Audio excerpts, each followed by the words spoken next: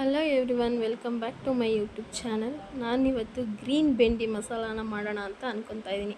ಯಾವಾಗಲೂ ಒಂದೇ ರೀತಿ ಬೆಂಡೆಕಾಯಿ ಪಲ್ಯ ಮಾಡ್ಕೊಂಡು ತಿಂದು ಬೋರ್ ಆಗಿರುತ್ತೆ. ಹಂಗಾಗಿ ಇದು ಒಂಥರ ಡಿಫ್ರೆಂಟಾಗಿರೋವಂಥ ಗ್ರೀನ್ ಕಲರಲ್ಲಿ ಇರೋವಂಥ ಬೆಂಡೆಕಾಯಿ ಮಸಾಲ.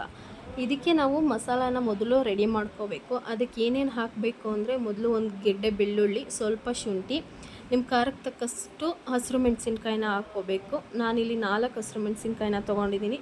ಅದ್ರ ಜೊತೆ ಸ್ವಲ್ಪ ಕೊತ್ತಂಬರಿ ಸೊಪ್ಪು, ಅದಾದಮೇಲೆ ಒಂದು 1/4 ಟೇಬಲ್ ಸ್ಪೂನ್ ಆಗೋಷ್ಟು ಜೀರಿಗೆ ಪೌಡ್ರು, ಆಮೇಲೆ ಸ್ವಲ್ಪ ಅರಶಿನದ ಪುಡಿನ ತೊಗೊಂಡಿದ್ದೀನಿ. ಇದಿಷ್ಟನ್ನು ಹಾಕಾದ್ಮೇಲೆ ಸ್ವಲ್ಪ ನೀರನ್ನು ಹಾಕ್ಕೊಂಡು ತರ್ತರಿಯಾಗಿ ರುಬ್ಕೋಬೇಕು. ಅದನ್ನು ರುಬ್ಕೊಂಡ ನಂತರ ನಾನಿಲ್ಲಿ ಒಂದು 1/4 kg ಆಗೋಷ್ಟು ಬೆಂಡೆಕಾಯಿನ ಕಟ್ ಮಾಡಿ ಇಟ್ಕೊಂಡಿದ್ದೀನಿ. ಅದನ್ನು ಒಂದು ಬಾಣಲೆಗೆ ಹಾಕ್ಕೊಂಡು 1 ಟೇಬಲ್ ಸ್ಪೂನ್ ಆಗೋಷ್ಟು ಎಣ್ಣೆನ ಹಾಕ್ಕೊಂಡು ಬೆಂಡೆಕಾಯಿ ಎಲ್ಲ ಸ್ವಲ್ಪ ಕಲರ್ ಚೇಂಜ್ ಆಗೋ ತನಕ ನಾನಿಲ್ಲಿ ಎಣ್ಣೆ ಹಾಕ್ಕೊಂಡು ಫ್ರೈ ಮಾಡ್ಕೊಂಡಿದ್ದೀನಿ. ಈ ರೀತಿ ಸ್ವಲ್ಪ ಕಲರ್ ಚೇಂಜ್ ಆಗಬೇಕು, ಅಲ್ಲಿ ತನಕ ಫ್ರೈ ಮಾಡ್ಕೋಬೇಕು.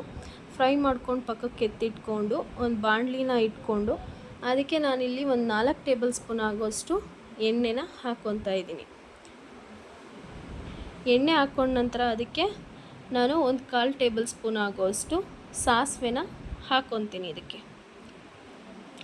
ಸಾಸಿವೆ ಸಿಡಿದಾದಮೇಲೆ ಇದಕ್ಕೆ ಸಣ್ಣದಾಗಿ ಕಟ್ ಮಾಡಿಟ್ಕೊಂಡಿರೋ ಅಂಥ ಈರುಳ್ಳಿನ ಹಾಕಬೇಕು.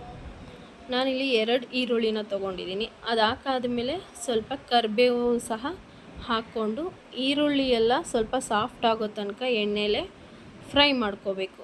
ಫ್ರೈ ಮಾಡ್ಕೊಂಡಾದಮೇಲೆ ಮೊದಲೇ ನಾವು ರುಬ್ಬಿಟ್ಕೊಂಡಂಥ ಮಸಾಲೆನ ಇದಕ್ಕೆ ಆ್ಯಡ್ ಮಾಡಿ ಮಸಾಲ ವಾಸನೆ ಎಲ್ಲ ಹೋಗೋ ತನಕ ಫ್ರೈ ಮಾಡ್ಕೋಬೇಕು. ಈ ಮಸಾಲ ವಾಸನೆ ಎಲ್ಲ ಹೋಗಿ ಸ್ವಲ್ಪ ಸೈಡಲ್ಲೆಲ್ಲ ಎಣ್ಣೆ ಬಿಟ್ಕೋಬೇಕು. ಅಲ್ಲಿ ತನಕ ಇದನ್ನು ನಾವು ಫ್ರೈ ಮಾಡ್ಕೋಬೇಕಾಗತ್ತೆ. ಆವಾಗಲೇ ಟೇಸ್ಟು ತುಂಬ ಚೆನ್ನಾಗಿ ಬರೋದು. ಇಲ್ಲ ಹಸಿ ಸ್ಮೆಲ್ ಬರ್ತಾ ಇರುತ್ತೆ, ತಿನ್ನೋಕ್ಕಾಗಲ್ಲ. ಹಂಗಾಗಿ ಮಸಾಲೆ ಎಲ್ಲ ಚೆನ್ನಾಗಿ ಫ್ರೈ ಆಗೋ ತನಕ ನಾವು ಫ್ರೈ ಮಾಡ್ಕೋಬೇಕು. ನೋಡಿ, ಇವಾಗ ಸೈಡಲ್ಲೆಲ್ಲ ಎಣ್ಣೆ ಬಿಟ್ಕೊಂಡಿದೆ. ಇಲ್ಲಿ ತನಕ ನಾನು ಫ್ರೈ ಮಾಡ್ಕೊಂಡಿದ್ದೀನಿ. ಈ ರೀತಿ ಫ್ರೈ ಆದಮೇಲೆ ಆವಾಗಲೇ ಹುರಿದು ಎತ್ತಿಟ್ಕೊಂಡಂಥ ಬೆಂಡೆಕಾಯಿನ ಹಾಕಿಬಿಟ್ಟು ರುಚಿಗೆ ತಕ್ಕಷ್ಟು ಉಪ್ಪನ್ನು ಸೇರಿಸಿ ನಾವು ಈ ಮಸಾಲೆ ಎಲ್ಲ ಬೆಂಡೆಕಾಯಿಗೆ ಚೆನ್ನಾಗಿ ಹಿಡಿಯೋ ಥರ ಇದನ್ನು ಮಿಕ್ಸ್ ಮಾಡ್ಕೋಬೇಕಾಗತ್ತೆ. ಈ ರೀತಿ ಮಸಾಲೆ ಎಲ್ಲ ಚೆನ್ನಾಗಿ ಹಿಡಿದ ಮೇಲೆ ನಾನು ಒಂದು 5 ನಿಮಿಷ ಲೋ ಫ್ಲೇಮಲ್ಲೇ ಇಟ್ಕೊಂಡು ಲಿಡ್ಡನ್ನು ಕ್ಲೋಸ್ ಮಾಡಿಬಿಟ್ಟು ಬೇಯಿಸ್ಕೊತಾ ಇದ್ದೀನಿ. ನೋಡಿ, ಇವಾಗ ಲಿಡ್ಡನ್ನು ಓಪನ್ ಮಾಡಿದ್ದೀನಿ. ಚೆನ್ನಾಗಿ ಕುಕ್ ಆಗಿದೆ ಬೆಂಡೆಕಾಯಿ ಎಲ್ಲ. ಈ ರೀತಿ ಕುಕ್ ಆದಮೇಲೆ ನಮ್ಮ ಬೆಂಡೆಕಾಯಿ ಮಸಾಲ ರೆಡಿ ಆಗುತ್ತೆ.